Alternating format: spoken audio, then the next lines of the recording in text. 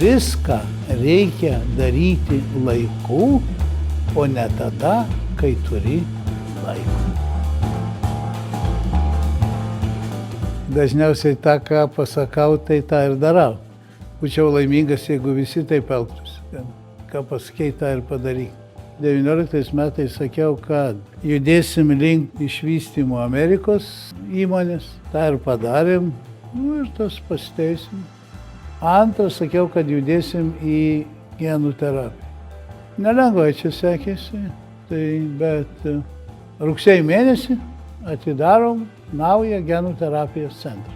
Baigiam pastatyti ir pradės jis veikti šiais metais. Daugiau nieko tokio nežadėjom, bet per tuos 5 metus sugalvojom, kad reikėtų daryti didesnį biotechnologinį miestą arba biocity, biomiestą, gyvybės miestą. Tai tą gyvybės miestą statom ten į Molėtų pusę, kur ir genų terapijos centras. Yra čia toks kaimas vadinasi Vismaliukai. Tai ten tuos Vismaliukos yra tokia inovatyvi zona, kur irgi įvairūs aukštųjų technologijų žmonės nori burtis. Tai va ten irgi statysim didelį fabriką, kurio investicinė vertė yra labai didelė. Jeigu ką nors pasakei daryti, tai yra strategija. Bet jeigu nori kažką tai padaryti, turi turėti strateginę drausmę, vykdyti tą strategiją. Esu Diana Bumelytė, esu Norfėj medicinos centrų ir chirurgijos centrų vadovė ir esu šeimos gydytoja. Pandemija tai tikrai buvo neeilinis įvykis, kuris įnešė į mūsų gyvenimą tikrai labai daug tokios nežinomybės. Labai noriu padėkoti visiems darbuotojams, kurie iš tikrųjų nepabūgo tuo metu ir guodė pacientus ir vienas kitus. Ir mes iš tikrųjų, kad parodyti tą dėkingumą mūsų, nusprendėm tokį projektėlį sugalvojame su menininkė Vaišvilaitė. Ir mes fotografavome tos gydytojus, jų darbą. Tos nuotraukos, tos labai gražios nuotraukos puošia Norfėj medicinos centrų ir chirurgijos centrų pastatų fasadus. Ir tai savotiška padėka. Taip, kelis centrus mes atidarėme prieš pandemiją. Arba pandemijos, sakykime, metu jau jie buvo pasiruošę startui, bet tiesiog tuo metu reikėjo šiek tiek išlaukti, o dabar tie centrai dirba sėkmingai. Londone esantiems centrams sekasi puikiai. Pacientai ne tik tai Lietuvoje renkasi Norfėj, bet ir tie, kurie gydosi ir lankosi Norfėj medicinos centruose Londone, supranta, kokios iš tikrųjų aukštos pridėtinės vertės paslaugas jie gali gauti Lietuvoje. Atitinkamai pacientai jie juda ir skraido iš Londono į Lietuvą arba į Latviją, kur Norfėj irgi yra atidarę dar vieną centrą. Ten tas centras irgi vysto daugiau pagalbinio apvaisinimo paslaugas, bet tikrai pacientai renkasi Lietuvą ir jos paslaugas, tas, kurių negali gauti, sakykime, kitose šalyse. Tokiu būdu, aišku, mes vystome tą patį medicinos turizmą ir nesustojame tą daryti. Ar turime atidaryti planų dar vieną centrą? Taip, turime. Baigiami yra projektiniai derinimo darbai ir artimiausiu metu galvojame pradėti statybas dar vieno didelio medicinos centro Lietuvoje. Manęs visi klausia, kam tau Bumeli to genų terapijos centro reikia? Genų terapija yra puikiai sritis. Kodėl puikiai sritis? Todėl, kad dabartinė mūsų medicina yra paremta, kad mes gydom pasekmę.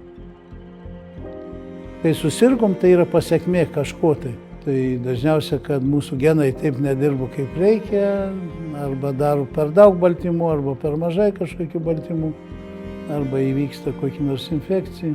Tai genų terapija yra tas sritis, kuri šalina priežastis, o ne pasekmę. Jeigu yra koks netikęs genas, kuris duoda pasekmę, tai tada mes jį galim pakeisti, sutvarkyti ir tokiu būdu išgydyti ligas, kurių iki šios dienos nelabai kas galėjo gydyti. Tai genų terapijos šiai dienai reikia apie 260 milijonų žmonių, kadangi kitų gydymo metodų nėra. Dabartiniu metu tų ligų, kurios jau ir patvirtintos gydyti genų terapiją, nėra daug.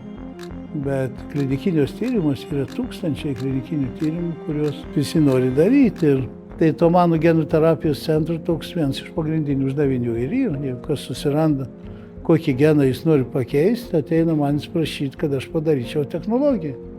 Aš ją padarau tom vadinamom GMP sąlygom, geros gamybos praktikos sąlygom.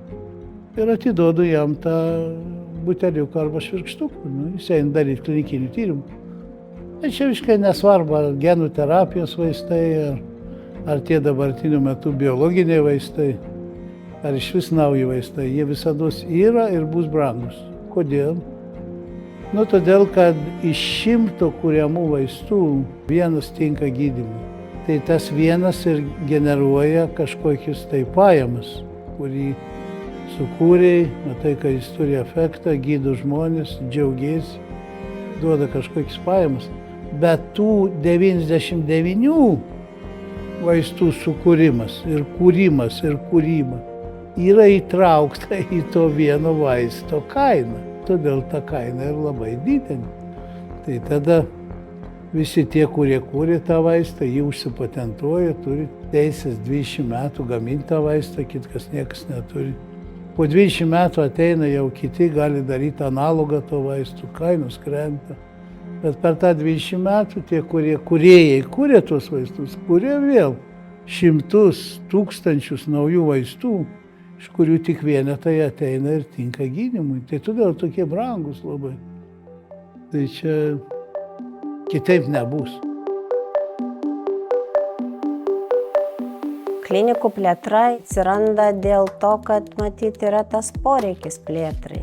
Norime būti arčiau paciento, norime suteikti pacientui saugesnę, kokybiškesnę paslaugą, kad jisai būtų arčiau specialisto, kurį galėtų pasiekti, kuriam galėtų paskambinti, su kuriuo galėtų pasitarti. 1/4 vaisingo amžiaus porų iš tikrųjų susiduria su nevaisingumo problemomis ir ne tik moterų, bet ir vyrų nevaisingumo problemomis.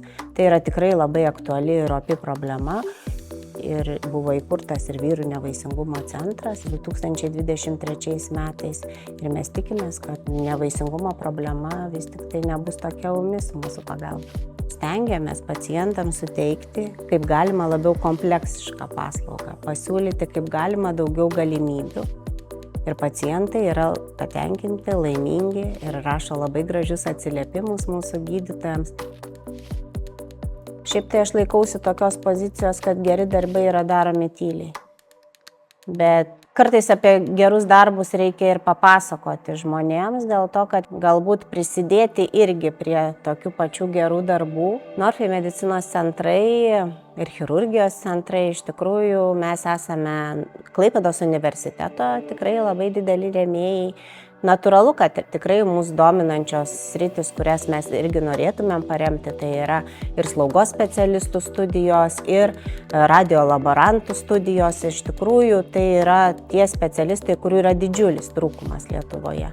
Artimiausiu metu bus atidarytas ir Norfai Vilniaus centruose, toks pats radiologijos centras. Ir tai iš tikrųjų yra tąsa tų paslaugų, kurias mes iš tikrųjų vykdome dienos chirurgijoje.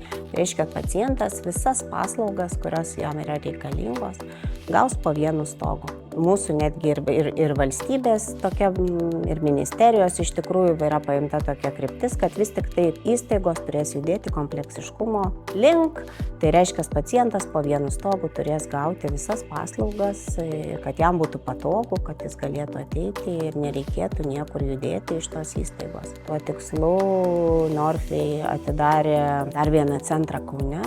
Kauno centras teikia ir pagalbinio apvaisinimo paslaugas, ir dienos chirurgijos paslaugas. Kauno centre dirba ir konsultantai, kaip ir visose kitose mūsų centruose, kurie yra Vilniuje, Kretingoje, Klaipėdoje.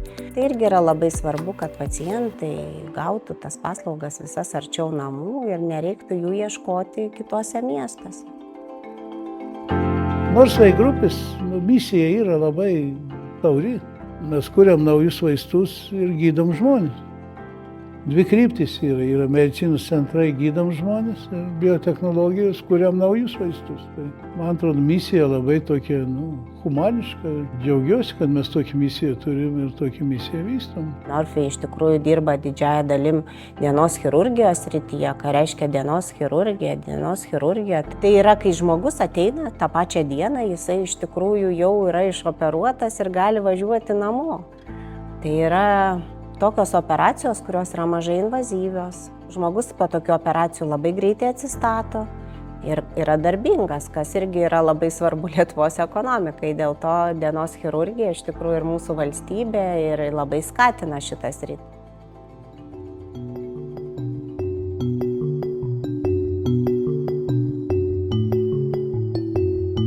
Aš čia dabar tokį biotechnologijos muziejų įkūriau, kadangi dabar yra 40 metų tai Lietuvos biotechnologijai.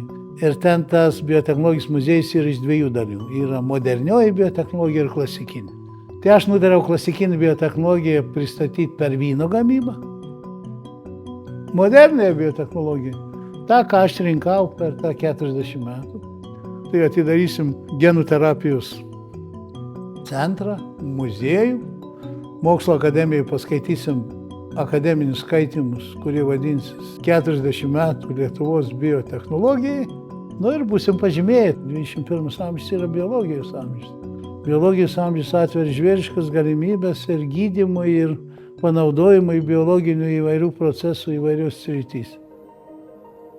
Yra programa, kad iki 30 metų biotechnologijos turi generuoti apie 5% bendro vidaus produkto.